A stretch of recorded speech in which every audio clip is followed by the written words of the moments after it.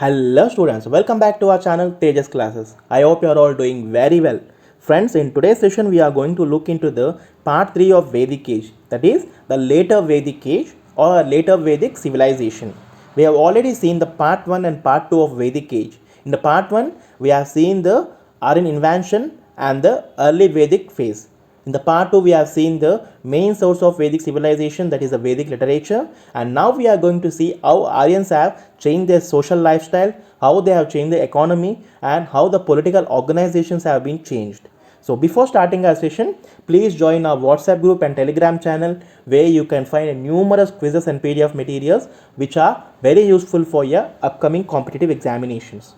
And today's topics are expansion in the later Vedic period. Expansion in sense, the geographical expansion. Dynasties of later Vedic period, what are the new dynasties which are formed in this phase, and the Iron and PGW phase. What is this PGW? Painted graveware. Painted graveware phase. And we'll look in detail what is this iron and what is this PGW phase. Next comes the later Vedic age economy. What was the economy? Social and political organizations. Very important. How the social organizations have changed, how the political system has changed. Next, the Aryan people's gods, rituals, and the philosophy. We have taken the complete information from the standard books which are recommended for all the competitive examinations, especially for UPSC civil service examinations. And the book is the R.S. Sharma's India's Ancient Past, as well as the NCERT's class 11th and 12th Ancient India. So these are the standard books which are recommended for all the competitive examinations. Before going in detail about the later Vedic age, first of all, quickly revise the basic classification of our Indian history. Indian history classified into three major parts. The first one is the ancient history, the second one is the medieval, third one is the modern history.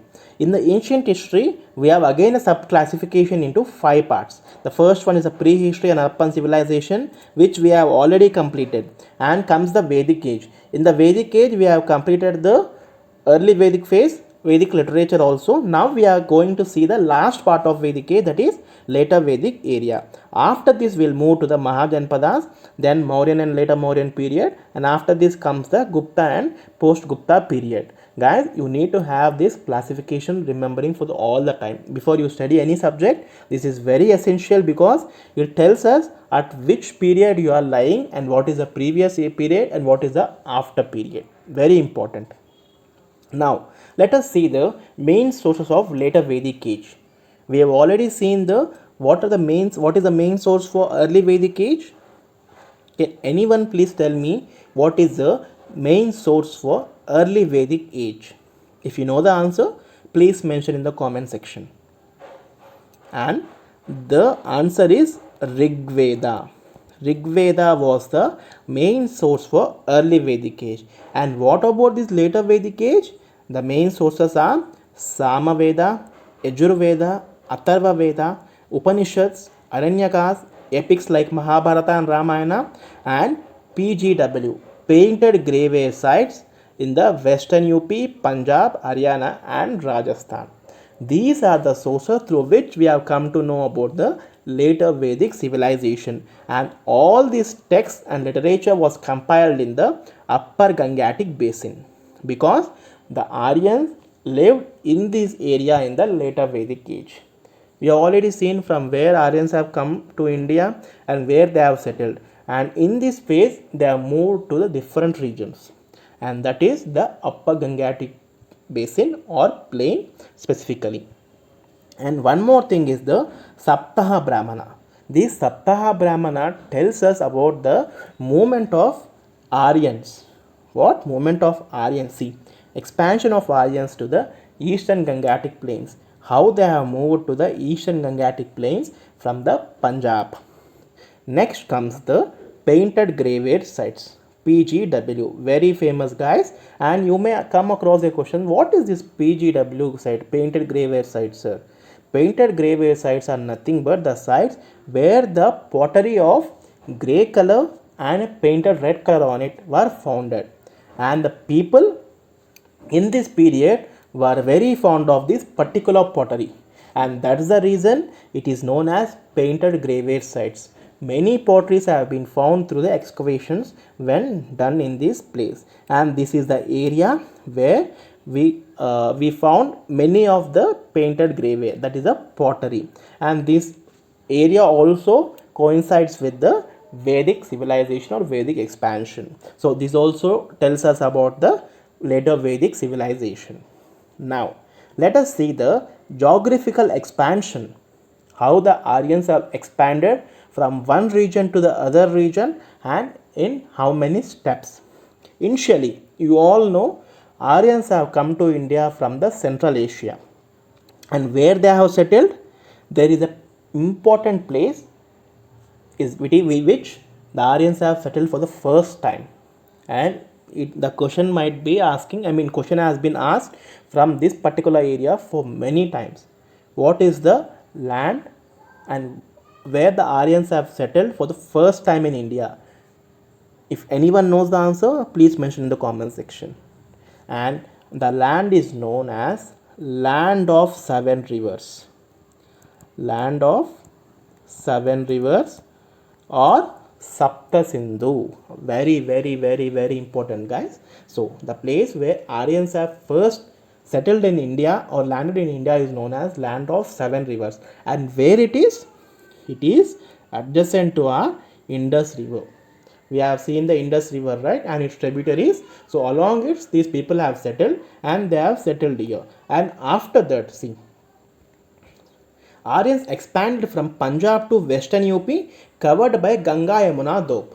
What? Aryans have expanded from Punjab area to the western UP. UP is here, right? And here, from here to here, they have expanded. Okay. Now, we have seen the battle of 10 kings in the early Vedic phase, that is the Dasharagna.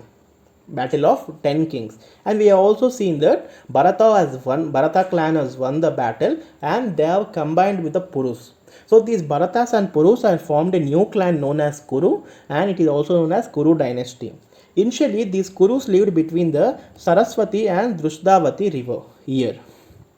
Initially, these people have lived here, and later over a period of time, this period?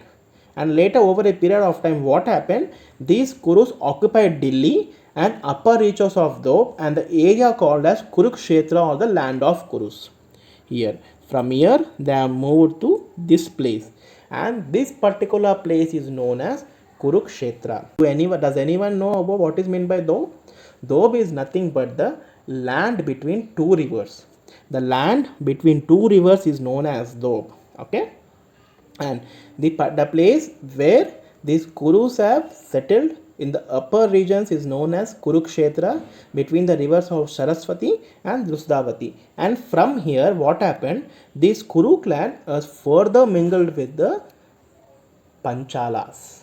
This Kuru clan has further mingled with the Panchalas clan, and they have expanded their dynasties, and they set up their capital in Hastinapur. This is the place where Kurus and Panchalas have set up their capital.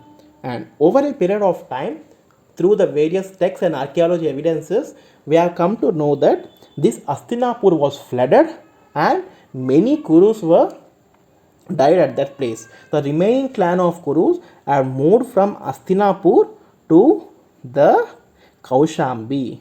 Hastinapur was flooded and the remaining Kuru clan moved to the Kaushambi. Where is this Kaushambi? Here. Kaushambi is here. So from here, the remaining Kuru clan has moved to this place.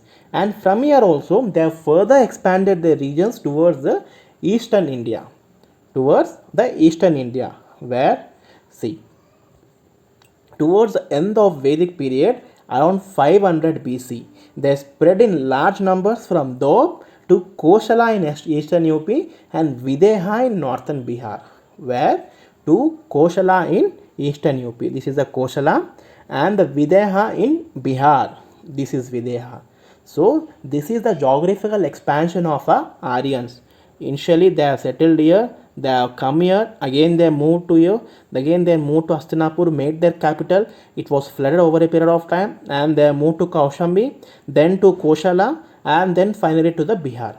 So this is the area where the Aryans have expanded their regions. So this is the basically the Gangatic area, because we all know our Ganga river flows from here. Our Ganga river, let me change the color, our Ganga river flows from here. So this is the geographical expansion of our Aryans in the later Vedic phase. Now, Bareilly, Badaun, Farrukhabad, districts of Panchala kingdom were famous for philosopher kings and Brahmana theologians. So this particular Panchalas was very famous for philosopher kings. And what are the famous districts? Bareilly, Badaun, Farrukhabad. Guys, very important. A question is expected from this.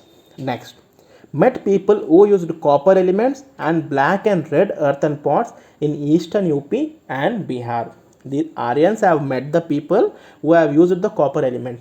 We've already seen that the copper has started from the Chalcolithic age as well as the Indus Valley civilization also. There was numerous evidences of a copper usage. So they have met the people who have used the copper in this UP and Bihar area.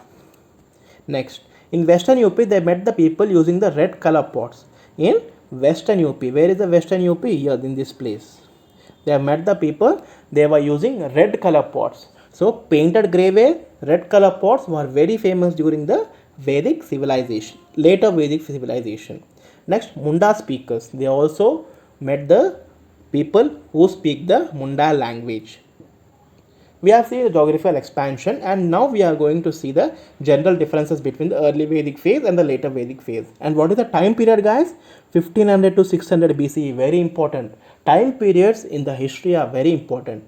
See, Vedic age is generally classified into two phases, we already know. In the early Vedic phase from 1500 to 1000 BCE, and the later Vedic period from 1000 to 500 BCE. See, I am giving you the maps for the better understanding. In the early Vedic period, the Aryans people have used to live here. We have seen that the land of 7 rivers. And what happened later Vedic period? They have moved towards the eastern Gangatic plain. From here, they expanded their region. And this was the exact region where Aryans lived. And the Kuru clan, which is very famous, this was a present here, and they established their kingdom. Now, what are the various kingdoms of later Vedic period? We already know that Kuru dynasty. How Kuru dynasty has formed? Through the Bharatas and Purus. They have mingled together and they have formed the Kuru, and later they are mingled with the Panchala dynasty. So who are the famous kings for Kuru dynasty? The first one is the Parikshit and the second one is the Janamejaya. So these people are the two main kings of Kuru dynasty and very famous. We are going to learn about them in detail in the separate video. For time being, this is enough. And who was the famous king for the Panchala dynasty? Prahalana Jaivali. He was a famous king for the Panchala dynasty. So after the decline of this Kuru and Panchala dynasty, we have seen this Kurukshetra, right? We have seen the Kurukshetra, Mahabharata, and after this, new kingdoms have been formed. And what are those? First one is the Kosala, second one is the Kasi, and third one is the Videha. So coming to this later Vedic period, what happened? According to the movement of Aryans, that is the Aryan people, India was broadly divided into three major parts. Okay, the first one is the Aryavart, northern India. Why northern India is known as Aryavart? Because Aryans first lived in northern area. So that is why it is known as Aryavarta. Next comes the Madhya Desha. Madhya means middle, that is the central India. And comes the Dakshinabada, southern India. So according to the area where Aryans lived, our India was divided into three major divisions. Aryavata, Madhya Desha, Dakshinapata. Now let's look into the political life of later Vedic Aryans. Larger kingdoms were formed. We have already seen the Kuru, Panchalas, Koshala, and many kingdoms which have emerged in this later Vedic age. Many Jana or tribes were amalgamated. Initially, Aryans used to be in the form of tribes, and later they have become the Janas, that is a group of people. And in the later Vedic period, what happened? These Janas or tribes, they were amalgamated, means they have combined together and they have formed Janpadas or Rashtras. They formed Janpadas or Rashtras. In the post-Vedic period also, these Janpadas, many Janpadas have amalgamated together, they have formed Mahajanpadas. So we are going to look into Mahajanpadas in the next session. For time being, just remember this, Jana or tribes were amalgamated to form Janpadas or the Rashtras, which with the word which we use even today for the states. The royal power increased along with the size of the kingdom. Obviously, if the kingdom size increases, the powers of the king will also increase. The king was usually a Kshatriya. See guys, we have seen the four Varna system in the early Vedic phase as well as the Vedic literature. What are they? The first one is the Brahmana, the second one is the Kshatriya, the third one is the Vaishya, and fourth one is the Shudra, BKVS. So these are the political systems, and among these social organization, Kshatriya were allowed to become the king. They used to fought the wars and they used to become the kings, and Brahmins used to be their chief advisors. And the monarch was made almost hereditary. Office of the monarch was made almost hereditary, means the people of that particular family was only allowed to become the kings. No other person was allowed to become the king. Traces of election of the chief or the king appear in the later Vedic texts, though there were instances and evidences from the Vedic texts that there were elections for the electing the king or the chief, but this hereditary kingship was emerging a lot. This hereditary kingship has been dominating over the elections. After that, gradually these elections were not present. The king gradually emerged as a controller of the social order too. Initially, there was no control of the social order by the king. He just used to look after the general problems of the public and the administration. Now he is also controlling the social order. Social order is nothing but the things which are related to the criminal actions. Now, popular assemblies lost their importance and royal power increased at its cost. Kings were very free to make their own rules. They made their own rules, and there were no traces of these popular assemblies which were very famous in the early Vedic phase. The Vidata completely disappeared. Vidata, what it is? Vidata is the assembly or a group of people's meeting, right? This system has completely disappeared. There were no general meetings. Women were no longer permitted to sit on the sabha. Very, very important, guys. The discrimination of women has started from this particular phase. Initially, women were the main contributor in the decision making, but later, what happened in the later Vedic period, women were no longer permitted to sit on the sabha, and their discrimination has started from this period. Very important. Kings did not possess a standing army. Though we have a large kingdoms, though we have a very large Janpadas, we have very famous powerful kings, they were not having any standing army. Standing army in sense, there were no dedicated army for the kings. And king was king was given different names in different regions. As we have already seen in this later Vedic age, our India was divided into three phases, three divisions. What are they? Central, eastern, southern. Northern, central, and southern. Right? In northern region, he was known as Virat. In eastern regions, he was known as Samrat. In the western and the southern region, he is known as Swarat and Bhoja, respectively. Very important, guys. The names of the kings in the later Vedic period in different regions. Very, very important. Okay. Now, let us see the social life of later Vedic Aryans. Till now, we have seen the political structure, how it has changed. Now, we will see the how social life of Aryans have changed.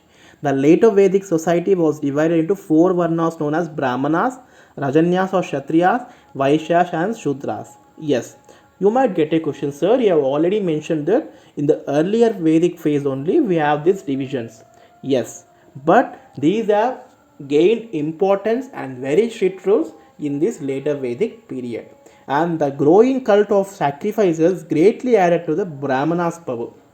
Though in the initial phase there was social differentiation, yes, but what happened in the later Vedic phase, Brahmins have gained much more importance, and Shudras, they were treated as bad as slaves.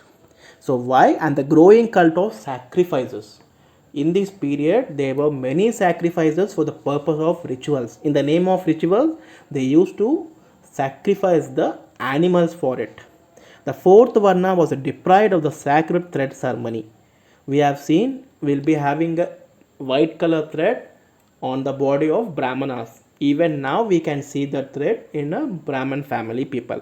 So in that particular later Vedic age, all the three systems, that is Kshatriyas, Brahmanas, Vaishyas, were allowed to wear this sacred thread, but the Shudras were not allowed to wear it.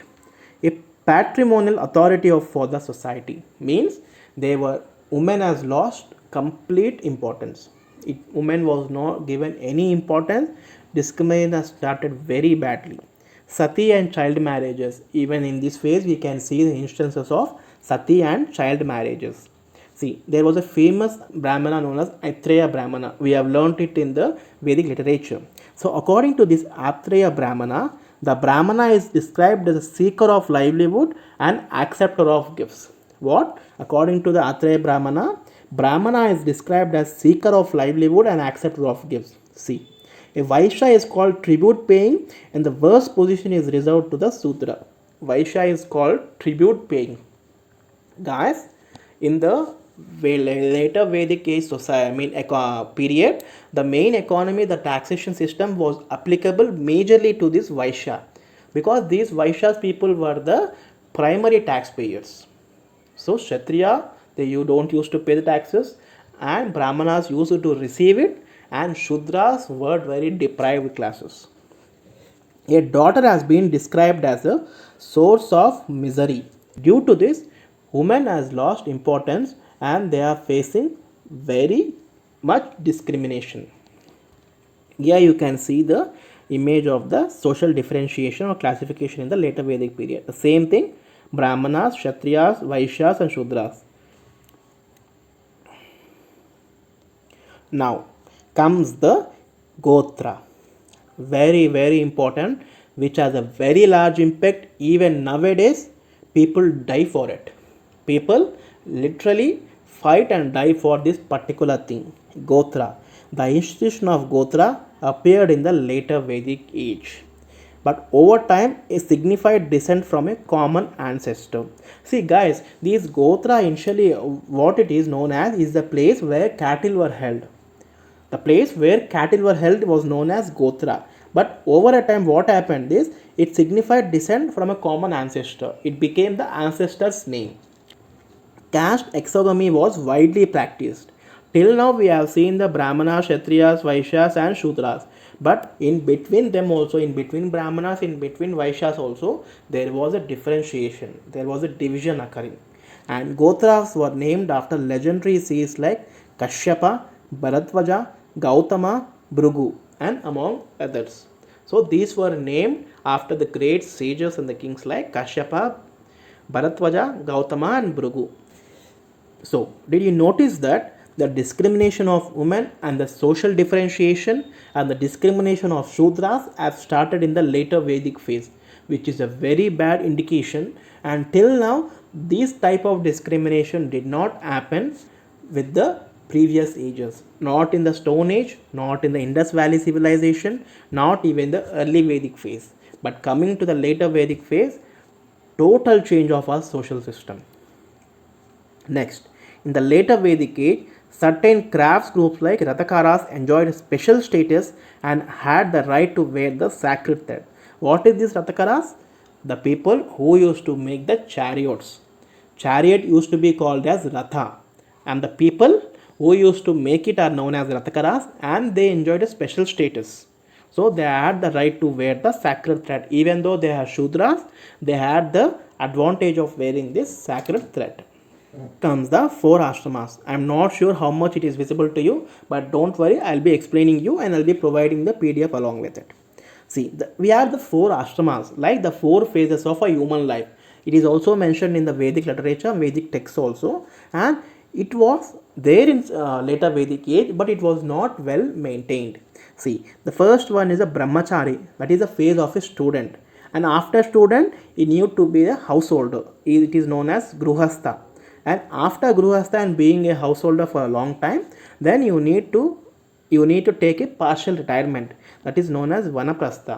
Means you need to wander in the forest and gain the knowledge of life. And after that you need to become sannyas, that is a complete retirement of the world. You need to be inclined with the spiritual knowledge. These, but only three are mentioned in the later Vedic text. The last one, the four stages, are not had been well established in the later Vedic times.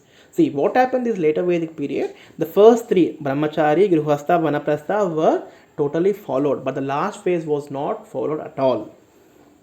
Now comes the arts and crafts of later Vedic period. We have seen the political change, we have seen the social change. Now we see the what are the arts and crafts. The later Vedic people were good smiths and smelters.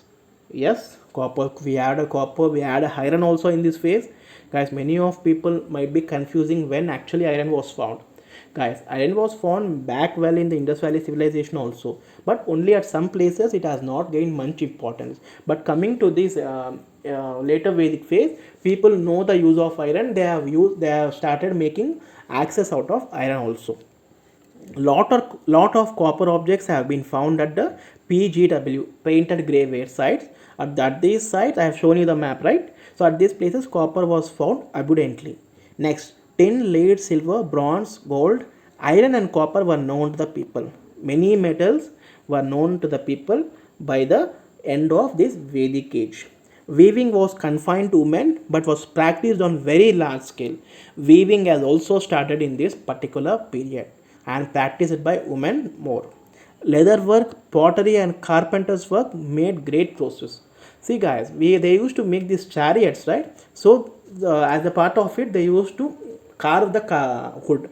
So, carpentry, leather work, pottery, it has gained much importance. Here you can see the woman weaving the cloth. Now, the later Vedic people were acquainted with four types of potteries. Four types of pottery are very important in the later Vedic period. What are they? The first one is a black and red ware, pots made of black and red color, and black slipware, painted graveware. Painted graveware also very important. See, painted, you might get a question like this. Painted graveware phase is also known as which phase? The answer is Vedic phase. And the red ware also. These are the four types of famous potteries. Here you can see the potteries at the time of later Vedic age. You can see the expertise and perfection how they have made the pottery when compared to the Indus Valley civilization Stone Age. The most distinctive pottery of the period is painted graveware. That is, the painted graveware was known to the maximum number of people. Here you can see the painted graveware picture. Okay. Now coming to the agriculture. What was the agriculture stage in this period? Till now, in the early Vedic phase, we have seen the agriculture as the least importance. No importance was given to the agriculture. Then what was given importance? Cattle. We have seen that Aryans were semi-nomadic and pastoral economy based people. So cattle was given much more importance. But coming to the later Vedic age, due to the sacrifice for the rituals of this cattle, the number of cattle also decreased and people shifted towards the agriculture. Agriculture was the chief means of livelihood. Later phase, agriculture was chief means. The Sapta Brahmana speaks at length about the ploughing rituals. What is this ploughing rituals? Means the higher caste people, that is the Kshatriyas, Brahmanas, Vaishyas, they were also very well acquainted with the ploughing, because they thought that this ploughing is a very sacred ritual, and even kings and princes did not hesitate to take the manual labor. Even kings also used to do the ploughing. See, here you can see. However, in the later time, ploughing was prohibited for the upper varnas. So gradually over the period of time, it was only reserved for the low caste people. They produced barley, rice. Rice was known as vruhi, guys. Very important. Rice was known as vruhi in the later Vedic age, and wheat, goduma. Even now also in the Telugu we call wheat as goduma. They became the chief crops. wheat became the staple food of the people in Punjab and western Uttar Pradesh. That's the reason even Punjab people were famous for rotis even nowadays. For they were fond of this wheat. Iron was extensively used in this period. Iron started gaining much more importance. Iron axes were made to clear the forest and increase the geographical area. The metal is called Shama or Krishnayas in the later Vedic text. Iron was called as Shama or Krishnayas. Very important, guys. See, rice was known as Vruhi, wheat as Goduma, and iron was known as Syama or Krishnayas. Very important questions. Now, the society was largely rural. However, towards the end of this period, there are traces of the beginning of urbanization as a Nagar. Right? At the end of the Vedic age, it started urbanizing and it is known as Nagar. This is a word used in the sense of a town. Is mentioned in the Taittreya Aranyaka. So you might get a question like, so in which Aranyaka the Nagara term in the Vedic civilization was mentioned? The answer is Taittreya Aranyaka. And during the end of Vedic civilization, this urbanization has started. Exchange was still a barter, but Nishika was used as a convenient unit of value of collection of taxes and tributes was made compulsory. Guys, I'm sorry, I guess you can't see the bottom line. Let me clear for you. Okay, exchange was still a barter system and Nishika was used, guys. These were the gold coins. Okay, these were used as an exchange and the tribute was made compulsory. In the early Vedic phase, they used to give the tribute in the form of bali. We all know that. But now what happened, this tribute, that is the donation, voluntary, in earlier times it was a voluntary thing. Now they have made compulsory and was done by Sangrihitri. I'll write it for you. The person who collected the tax is known as Sangrihitri in the later Vedic phase. Taxation system was made compulsory in the form of tributes. Now the later Vedic age religion. Gods Indra and Agni lost their former importance. See guys, you can see the drastic changes in the Vedic civilization. In the first thing, there was a great initiation towards the social life, but at the end of the later Vedic age, the end of the Vedic age, totally social life has disappeared and don't know what things have happened. See, God Indra and Agni lost their importance and Prajapati, the creator, came to occupy the supreme position. So the creator of the universe is known to be the supreme god of the planet, and that particular god is known as Prajapati. Next comes the Rudra.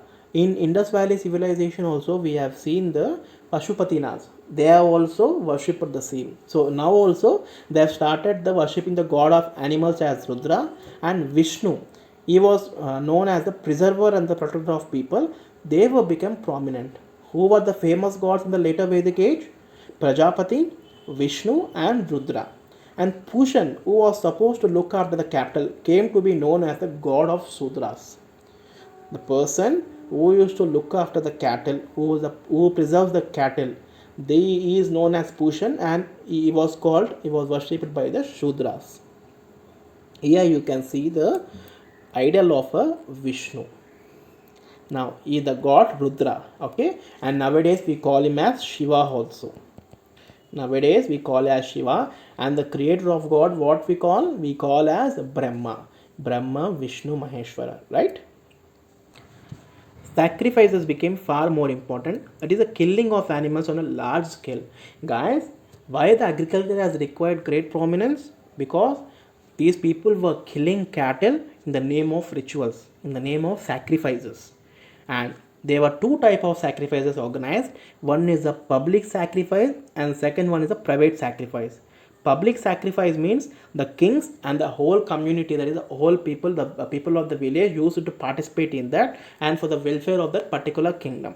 And what are these private sacrifices? Individuals in their houses, right? Individual people used to perform the rituals in their houses for the benefit of, for the well-being of their family. And the guest is known to be as Gogana, or the one who was fed on cattle. the guest was known as Gogana, and the sacrificer, Yajamana.